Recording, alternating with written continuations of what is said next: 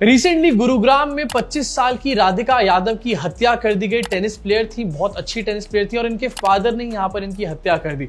बस इतना ही सुनने की देर थी। इसके बाद गोदी मीडिया और आईटी सेल वाले आ गए। इनको समझ में आ गया कि इससे ज्यादा अच्छी अपॉर्चुनिटी हो ही नहीं सकती गुरुग्राम के फ्लड्स को छुपाने के लिए। गुरुग्राम के फ्लड्स के बाद मिडिल क्लास से लेकर अमीर लोग तक यहां पर सिस्टम से सवाल पूछने का काम कर रहे थे एंड उसके ऊपर पर्दा डालने का ये बेस्ट तरीका था। इसको लेकर के लोग इस तरीके से सामने आए कि भैया ये तो लव जिहाद का मैटर है और लव जिहाद के बारे में जब हम बात करेंगे तो गुरुग्राम फ्लड्स के बारे में कोई उसके बाद बात ही नहीं करेगा। इनके मंसूबों में पूरी तरीके से पानी फिर गया। गुरुग्राम फ्लड्स के बारे में अभी भी बात हो रही है एंड इनकी लव जिहाद वाले एंगल को भी पूरी तरीके से एक्सपोज कर दिया यहाँ पर राधिका यादव की बेस्ट फ्रेंड ने। कैसे एक्सपोज किया अभी आगे चल के आपको दिखाऊंगा, लेकिन उससे पहले जरा दिखाना चाहता हूँ कि न्यूज की कवरेज किस तरीके से करी जाती है। एक टेनिस प्लेयर, इतनी बड़ी टेनिस प्लेयर, इतना अच्छा खेलने वाली, 25 साल की उम्र में जो एकेडमी चला रही थी उसको उसके फादर ने मार दिया है। उसके पीछे लॉजिकल बातें नहीं करी जा रही हैं कि भैया क्यों मार दिया, क्या इसका कॉज हो सकता है। इसके पीछे लव जिहाद का एंगल अब बताया जा रहा है एंड आपको दिखाना चाहता हूं आपकी स्क्रीन के ऊपर। रजत शर्मा ने एक पूरा शो बनाया प्राइम टाइम के ऊपर और ये कह रहे हैं कि राधिका की हत्या का सच क्या है। और नीचे एक फोटो दिखाई दे रही होगी राधिका एंड दूसरी तरफ इनाम उल हक। बस यहां पर लव जिहाद घुसेड़ दिया गया है बिना सोचे बिना समझे। ये बंदा खुद यहां पर कह रहा है कि भैया ऐसा कुछ भी नहीं है, मैं उसको ठीक तरीके से जानता भी नहीं था। लेकिन नहीं, ये न्यूज वाले सब कुछ अच्छे तरीके से जानते हैं। ये सबके फोनों के अंदर घुसे हुए हैं भाई साहब। एक और दिखाना चाहता हूं आपकी स्क्रीन के ऊपर। राधिका की मौत पर शख्स का चौंकाने वाला खुलासा। इस कॉल में छिपा है गहरा राज। कुछ भी नहीं छिपा हुआ कहीं पर। मैंने इस बंदे की खुद वीडियो यहां पर देखी है, लेकिन नहीं, लोगों को डाइवर्ट भी तो करना है भैया। गुरुग्राम फ्लड्स के बारे में बात ना करने का कितना अच्छा ऑप्शन यहां पर मिला है हमारे को, कितनी अच्छी अपॉर्चुनिटी मिली है। हम सब कुछ कवर अप कर देंगे मोदी जी के लिए। एक और दिखाना चाहता हूं आपकी स्क्रीन के ऊपर। टेनिस प्लेयर राधिका संग रिश्ते पर इनामुल का बड़ा दावा। कोई दावा अगेन नहीं किया जा रहा है यहां पर। एक और आपकी स्क्रीन के ऊपर न्यूज नेशन का ये थंबनेल है। राधिका ने मुस्लिम दोस्त के साथ बनाई थी वीडियो, पिता को नहीं बर्दाश्त हुआ और मार दी गोली। क्वेश्चन मार्क यहां पर डाला गया, लेकिन ये क्वेश्चन मार्क सिर्फ सेफ्टी का क्वेश्चन मार्क है। एक्चुअली में ये नैरेटिव सेट ही यही करना चाहते हैं कि पिता ने इसलिए गोली मार दी क्योंकि वो लव जिहाद का शिकार हो चुकी थी, क्योंकि वो किसी मुसलमान के साथ वीडियोस बना रही थी, टिकटॉक रील्स बना रही थी। इनफैक्ट ये तो कुछ भी नहीं है। गोदी मीडिया के अलावा जो बीजेपी आईटी सेल ने यहां पर किया है ना, वो आपके इमेजिनेशन से पूरी तरीके से परे। आपको दिखाना चाहता हूं कि स्क्रीन के ऊपर कृष्णा नाम का अकाउंट है। इसने दीपक यादव, जो कि राधिका के फादर, उनकी फोटो डाल के लिखा हुआ है शैड दीपक यादव, बुल्ले से शादी करके वैसे ही मरने वाली थी, पहले ही मार दिया तो क्या गलत किया। मतलब कितनी घटिया इन लोगों की सोच है अपने आप में, ये चीज यहां पर दिखा रही है। शैड दीपक यादव लिखा जा रहा है। दीपक यादव को सेलिब्रेट किया जा रहा है, जिस आदमी ने अपनी यंग बेटी को 5 गोलियां मारने का काम किया। एफआईआर में 3 बताया जा रहा है, पोस्टमार्टम में 5 बताया जा रहा है। लेकिन बड़ी बात यहां पर यह कि गोली मारने का काम किया जिस आदमी ने अपनी बेटी को, उसको सेलिब्रेट करने का काम कर रहे हैं आईटी सेल वाले। इनफैक्ट एक और आपको दिखाना चाहता हूं। कोमल यादव ये लिख रही है, ईश्वर ऐसे पिता हर किसी बेटी को दे। अरे ईश्वर अगर ऐसा पिता हर बेटी को देगा तो तुम्हारे पिता तुम्हारे को आखिरकार ट्विटर कैसे चलाने देंगे। देखो ये 2 ट्वीट्स यहां पर करे गए, लेकिन इसके अलावा न्यूमरस ट्वीट्स आपको सोशल मीडिया पे देखने को मिल जाएंगे जो दीपक यादव को या तो बचाने का काम कर रहे हैं या फिर सेलिब्रेट करने का काम कर रहे हैं, क्योंकि उनके हिसाब से लव जिहाद का पूरा एंगल है। और जब लव जिहाद की जहां पर बात आ जाए तो भैया ये सब कुछ भूल जाते हैं। कोई बड़े से बड़ा क्राइम करके सामने आ जाए, ये उसको भी सेलिब्रेट करना शुरू कर देते हैं। लेकिन लॉजिक क्या कहता है, ये चीज पूरी तरीके से गलत है। राधिका यादव के साथ जो हुआ वो पूरी तरीके से गलत है। अभी दीपक यादव ने यहां किया, लेकिन इससे पहले और भी कई केसेस ऐसे सामने आ चुके हैं। इस केस में लेकिन ये वीडियो सामने आई है जो कि राधिका यादव की बेस्ट फ्रेंड की वीडियो है एंड 2 पार्ट्स में राधिका यादव की बेस्ट फ्रेंड बता रही है कि राधिका यादव को आखिरकार किस तरीके से टॉर्चर किया जा रहा था। वो घर से भागना चाहती थी, उनके दिमाग में इतना प्रेशर बनाया हुआ था। राधिका यादव एक इंटरनेशनल लेवल टेनिस प्लेयर थी। वो मेरी बहुत अच्छी दोस्त थी। वो बहुत ज्यादा काइंड सोल थी। वो बहुत स्वीट थी, बहुत ज्यादा इनोसेंट थी एंड वो पिछले 18 साल से टेनिस परस्यू कर रही थी। उसको फोटोज क्लिक करवाना और वीडियोस वगैरह बनाना बहुत ज्यादा पसंद था। वो जो एक कमर्शियल वीडियो उसकी चल रही है, वो एक बस नॉर्मल म्यूजिक वीडियो थी जो उसने आई गेस 1-1.5 साल पहले शूट करी थी एंड उसके खुद के फादर ने उसे ड्रॉप करा था। उसके अलावा भी उसके काफी ज्यादा शूट्स थे एंड धीरे धीरे करके वो सब चीजें बंद हो गई बिकॉज उसके पेरेंट्स बहुत ज्यादा वो बहुत ज्यादा ऐसे थे कि लोग क्या कहेंगे।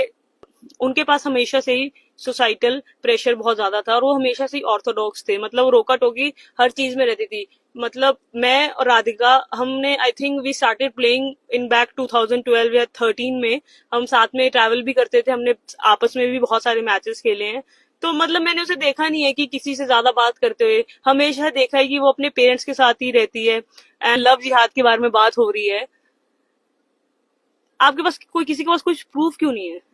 लव जिहाद, वो किसी से बात भी नहीं करती थी, उसके घर पे इतनी ज्यादा रिस्ट्रिक्शंस थी, बट वो बहुत टाइम से ना अपने घर पे सफर कर रही थी, बहुत ज्यादा उसको ना घर पे बहुत ज्यादा घुटन महसूस होती थी, क्योंकि ऐसे कौन ही रहना चाहेगा यार, हर चीज का एक्सप्लेन करते रहना कि क्यों कर रहे हैं, क्या कर रहे हैं, किससे बात कर रहे हो। आई रिमेम्बर वीडियो कॉल्स पे भी उसको दिखाना पड़ता था कि अभी देखो हिमांशिका से मेरी बात हो रही है। मैं उसके घर पे भी विजिट करती थी, तो उसकी एकेडमी उसके घर से हार्डली 50 मीटर्स दूर थी, बट फिर भी उसको घर पे आने का एक टाइम था कि इससे लेट नहीं हो सकते हैं। 50 मीटर इतना है कि आप घर से उसकी एकेडमी देख सकते हो, जहाँ पे उसने कोचिंग स्टार्ट करी थी। एज अ कोच वो बहुत अच्छी थी, उसके सारे स्टूडेंट्स को वो पसंद थी। तो ये पार्ट 1 है राधिका यादव की बेस्ट फ्रेंड की वीडियो का, जहां पर वो बता रही हैं कि उनके पेरेंट्स कितने ज्यादा कंट्रोलिंग थे। अब यहाँ पर बात बार बार आ रही है राधिका यादव के फादर की, लेकिन मेरे हिसाब से उनकी मदर का भी इसमें डेफिनेटली कोई ना कोई बहुत बड़ा रोल है, क्योंकि ये बताया जा रहा है कि जिस टाइम पर राधिका यादव को उनके फादर ने मारा, उस टाइम पर उनकी मदर भी उनके घर के अंदर ही थी एंड दूसरे कमरे में थी। जब मदर से इसके बारे में पूछा गया तो उन्होंने कहा कि मुझे लगा कि कुकर फट गया है, कुकर फटने की आवाज है, और क्योंकि मेरी तबीयत ज्यादा ठीक नहीं थी इसलिए मैं निकलकर बाहर नहीं गई। उसके आगे उन्होंने अपना स्टेटमेंट भी पुलिस को नहीं दिया। दिस क्लियरली शोज कि मदर का भी यहाँ पर कोई ना कोई इन्वॉल्वमेंट जरूर है। इनफैक्ट ये बताया जा रहा है कि ये एकदम से रेज में यहाँ पर हुआ, ये राधिका यादव के फादर ने एकदम से गोलियां यहाँ चला दी, रेज में आर्ग्यूमेंट उनका हुआ। लेकिन कुछ जगहों पर यह भी बताया जा रहा है कि ये प्री प्लान्ड पूरी की पूरी साजिश यहाँ पर करी गई थी। 3 दिन पहले से यहाँ पर उनकी खुद बेस्ट फ्रेंड बता रही है कि पहले से प्लानिंग इसकी चल रही थी, उनके भाई को भेजा गया था पहले ही कुछ सामान लेने के लिए, उसके बाद पूरा सेटअप बनाया गया था एंड इसके बाद ही यहाँ पर गोलियां चलाने का काम किया था राधिका के फादर ने। मैं कल उसके घर गई हूँ तो मुझे पता चला है कि एक्चुअली उसका पिछले 3 दिनों से प्लान हो रहा था।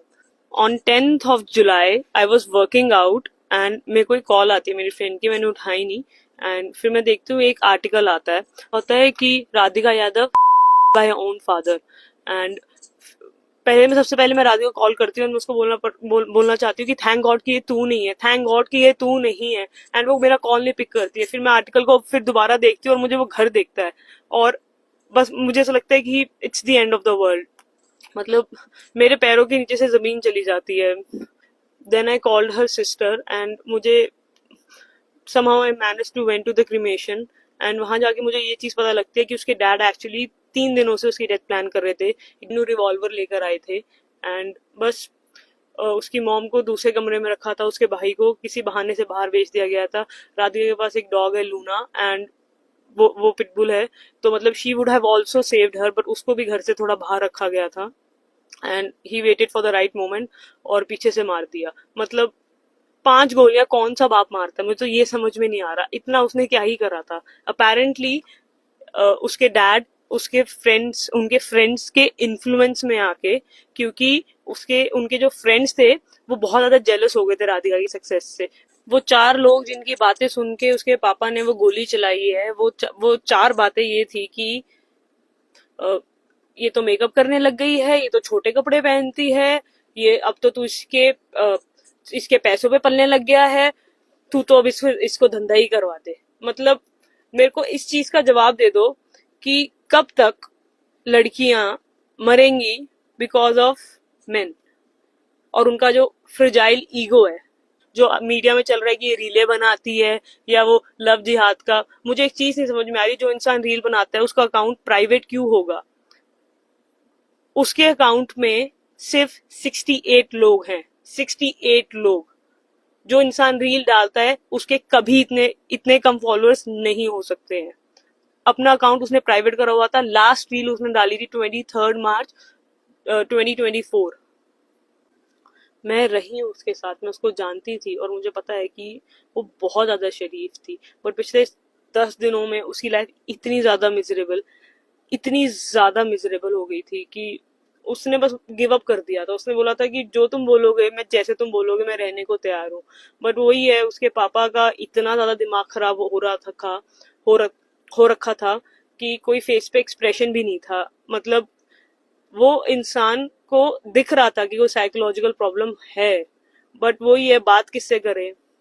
मुझे बस एक चीज समझ में नहीं आती है कि कब तक तो इसमें दो चीजों की यहाँ पर मैं बात करना चाहता हूँ। पहली चीज लव जिहाद वाला एंगल। भैया लव जिहाद का कोई भी एंगल यहाँ पर नहीं, और जो भी बात यहाँ पर उनकी बेस्ट फ्रेंड ने बताई है मुझे ये पूरी तरीके से लॉजिकल लग रही है। अगर कहीं पर भी लव जिहाद का कोई भी एंगल होता तो उसके कोई ना कोई प्रूफ जरूर होते। राधिका की जो अकेडमी थी वो उनके घर से 50 मीटर दूर थी, और उनको फिर भी एक टाइम सेट पे आना होता था, जाना होता था। उनके घर से अकेडमी दिखती थी।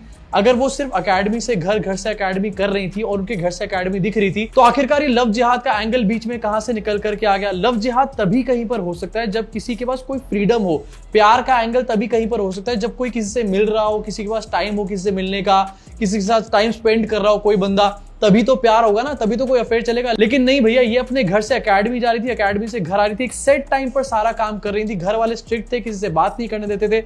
उनकी बेस्ट फ्रेंड जो कि एक लड़की है, उसका भी फोन आता था, तो ये चेक करते थे कि भैया किसका वीडियो कॉल है, किससे तुम बात कर रहे हो। यहाँ पर इतने स्ट्रिक्ट जो पेरेंट्स हैं वो किसी से अपनी बेटी को अफेयर चलाने देंगे ही नहीं किसी भी टाइम पर। तो पहली चीज यहाँ पर ये पूरी तरीके से क्लियर हो जाती है कि लव जिहाद का एंगल नहीं है, और लव जिहाद का एंगल इसीलिए इसको दिखाया जा रहा है जिससे कि गुरुग्राम में रिसेंटली जो कुछ भी हुआ, बाढ़ें देखने को मिली, सिस्टम का जो कोलैप्स वहां पर देखने को मिला, ड्रेनेज सिस्टम का कोलैप्स देखने को वहां पर जो मिला, उसके ऊपर कोई भी सवाल ज्यादा ना उठाए और किसी भी तरीके से लोगों का ध्यान जो है इस लव जिहाद पे चला जाए, लोग भूल जाए यार यहाँ पर गुरुग्राम फ्लड्स को। अब दूसरी चीज मैं बात करना चाहता हूँ कि ये एक्चुअली में प्रॉब्लम है क्या। बहुत सारे लोग यहाँ पर कह रहे हैं कि भैया सोसाइटल प्रेशर था उसको, उसके बाप को, और उसके बाप को लोग ताने मारते थे कि तू अपनी बेटी की कमाई पे पल रहा है, तेरी बेटी यहाँ पर लिपस्टिक लगाने लग गई है, मेकअप करने लग गई, छोटे कपड़े पहनने लग गई है। इस प्रेशर से उस बंदे ने आकर यहाँ पर ये स्टेप ले लिया। मेरे हिसाब से ये एक रीजन हो सकता है, लेकिन मेरे हिसाब से इससे भी बड़ा रीजन, और आप इससे पूरी तरीके से रिलेट करोगे, आपने भी कहीं ना कहीं देखा होगा, ये है पेरेंट्स कंट्रोल का रीजन। एक होता है देखो पेरेंटिंग, और एक होता है कंट्रोलिंग। हमारे समाज के अंदर इन दोनों चीजों के अंदर कोई भी डिफरेंस रह ही नहीं गया इस टाइम पर। मैंने खुद अपने आसपास ऐसी फीमेल फ्रेंड्स देखी हुई जिनके पेरेंट्स जो होते हैं वो पेरेंटिंग कम करते हैं और कंट्रोलिंग ज्यादा करते हैं। खास तौर से उनके फादर की यहाँ पर मैं बात करना चाहता हूँ। फादर पेरेंटिंग में कहीं पर भी इन्वॉल्व नहीं होना चाहते, कहीं पर भी बच्चे के साथ इमोशनली अटैच नहीं होना चाहते, बच्चे की प्रॉब्लम्स को कहीं पर नहीं समझना चाहते। बच्चा क्या सोच रहा है, क्या सोचना चाहता है, क्या करना चाहता है, क्या उसकी लाइफ में चल रहा है, इससे उनको कोई फर्क नहीं पड़ता, लेकिन उनको कंट्रोलिंग फुल ऑन करनी होती है। उन लोगों के हिसाब से पेरेंटिंग का मतलब जो है वो सिर्फ कंट्रोलिंग बन जाता है, और ऐसे ही कंट्रोल फ्रीक पेरेंट्स जो होते हैं अल्टीमेटली ऐसी हरकतें करते हैं, जा जाकर अपने बच्चों के ऊपर शक करना, अपने बच्चों को कहीं से कहीं अकेले जाने मत देना, कहीं पर अगर वो जा रहे हैं तो बार बार उनको कॉल करके चेक करना कि वो कहां पर है। इससे आप अपने बच्चे की चिंता वगैरह नहीं करते हो, इससे आप अपने बच्चे की पेरेंटिंग नहीं कर रहे हो, आप इससे अपने बच्चे को सिर्फ और सिर्फ अपने कंट्रोल में रखने की कोशिश कर रहे हो। अब सिंपल सा केस यहाँ पर भी अप्लाई होता है। राधिका की अकेडमी उनके घर से 50 मीटर ही दूर क्यों थी, थोड़ी और दूर क्यों नहीं हो सकती थी? अपने घर के इतनी पास अकेडमी बनाने का क्या मतलब है, जिससे कि भैया बेटी जो है पूरी तरीके से कंट्रोल में रहे। ज्यादातर ऐसी चीजें बेटियों के साथ ही होती है, बेटों के साथ थोड़ी सी कम होती है, लेकिन फिर भी बेटों के साथ भी कई बार हो जाती है। अब ये जो कुछ पेरेंट्स के अंदर कंट्रोल फ्रीकनेस होती है, जिसको वो पेरेंटिंग समझते हैं और ये समझते हैं कि हम तो अपने बच्चे का ध्यान रख रहे हैं, इस कंट्रोल फ्रीक पने से उनके ज्यादातर अपने बच्चों के साथ रिलेशंस भी खराब हो जाते हैं। ऐसे कंट्रोल फ्रीक फादर्स या मदर्स को अगर आप उठा के देखोगे तो या तो अपने बच्चे को मारने पीटने का काम करते हैं क्योंकि वो उनके कंट्रोल में नहीं आ रहा, फ्रस्ट्रेशन इतनी बिल्डअप हो जाती है, या फिर उनके रिश्ते एंड ऑफ द डे इतने ज्यादा खराब हो जाते हैं अपने बच्चों के साथ कि बच्चे अल्टीमेटली कहीं और मूव आउट कर जाते हैं और अपने पेरेंट्स से बाद में बात तक करने का काम नहीं करते। ये होती है कंट्रोल फ्रीक पेरेंट के आगे का फ्यूचर। राधिका यादव का जो केस है इसमें सोसाइटल प्रेशर तो डेफिनेटली बहुत बड़ा रोल प्ले कर रहा था, लेकिन अगर किसी का फादर, किसी की मदर अपने बच्चों के साथ अंडरस्टैंडिंग बनाए तो वो समाज की बातें नहीं सुनेगी, समाज के ताने नहीं सुनेगी। वो ये देखेगी कि यार मेरी बेटी कितना अच्छा काम कर रही है। बेटी बचाओ बेटी पढ़ाओ की बातें तो हर जगह करी जाती हैं, व्हाट्सएप मैसेजेस भी अंकल फॉरवर्ड करते रहते हैं, लेकिन इनकी बुद्धि में, इनकी गुद्दी में ये सब बातें पता नहीं कब घुसेंगी। राधिका की बेस्ट फ्रेंड ने बताया कि लास्ट के 10 दिन उसको बहुत ज्यादा मेंटल टॉर्चर किया गया था, वो बहुत ज्यादा परेशान थी लास्ट के 10 दिनों से। एंड ये लास्ट के 10 दिन नहीं, आई थिंक ये थ्रू आउट एक प्रेशर रहा होगा राधिका के ऊपर, एंड वो प्रेशर अल्टीमेटली आता वहीं से है, पेरेंट्स की कंट्रोलिंग नेचर से। कंट्रोल फ्रीक पेरेंट्स जो ये समझते हैं कि हम तो बहुत अच्छी पेरेंटिंग कर रहे हैं, हमसे अच्छी कोई पेरेंटिंग कर ही नहीं सकता, हम बड़ा ध्यान रखते हैं अपने बच्चे का। लेकिन जहां पर इस मैटर के बारे में बात होनी चाहिए थी, पेरेंटिंग वर्सेस कंट्रोलिंग के पूरे मैटर के ऊपर, इसके ऊपर डिबेट जहां पर होनी चाहिए थी, जिससे कि सोसाइटी में ऐसा कोई केस फिर से देखने को ना मिले। हम लोग क्या डिस्कस कर रहे हैं यहाँ पर? लव जिहाद हो चुका है भैया। यहाँ किसी भी तरीके से धर्म का एंगल घुसेड़ करके लेकर आ जाओ, जिससे असली न्यूज पे से ध्यान भटका ले हम लोग। देखो यही प्रॉब्लम है लव जिहाद टाइप के इश्यूज का, ये जो धर्म से रिलेटेड मैटर होते हैं कि मुसलमानों ने ये कर दिया, मुसलमानों ने वो कर दिया, मुसलमान ही सब कुछ खाए चले जा रहे हैं, इस तरीके के डाइवर्जन्स की यही प्रॉब्लम होती है। ये डाइवर्ट तो कर देते हैं थोड़े दिनों के लिए, लेकिन अल्टीमेटली जो रूट कॉज प्रॉब्लम होती है हमारे देश के, हमारे समाज के अंदर, उसके बारे में कभी भी चर्चा नहीं होती। और अल्टीमेटली क्या होता है, आगे आने वाले 2-4 साल में या कुछ महीनों के अंदर ही ऐसा केस फिर से एक बार देखने को मिल जाता है। अब राधिका यादव का केस जो है, पहली बार ऐसी चीज यहां पर नहीं हुई है। आरुषि का केस आपको अच्छे तरीके से याद होगा, आज तक भी वो केस अनफोल्ड ठीक तरीके से नहीं हो पाया है। एंड इस केस में भी ये देखा जाएगा अल्टीमेटली कि ये केस कभी भी ठीक तरीके से अनफोल्ड नहीं होने वाला, क्योंकि इसमें 10 तरीके की उल्टी सीधी बातें करी जा रही है, लेकिन रियल इशू पे कोई भी यहां पर बात नहीं कर रहा। अब आप मुझे बताओ कमेंट सेक्शन में आपके हिसाब से क्या इसके पीछे कॉज हो सकता है। क्या आप अग्री करते हो पेरेंटिंग वर्सेस कंट्रोलिंग से यहां पर? एंड अगर आप अग्री करते हो, अगर आपको लगता है कि कंट्रोल फ्रीक पेरेंट्स होते हैं जो कि उसी को पेरेंटिंग समझते हैं, तो क्या आपने कोई इसका एग्जाम्पल आसपास अपने देखा है या फिर अपनी लाइफ में देखा है? नीचे कमेंट सेक्शन में अपने एक्सपीरियंस को जरूर शेयर करना। मैं आपसे मुलाकात करूंगा इस चैनल के अगले वीडियो में।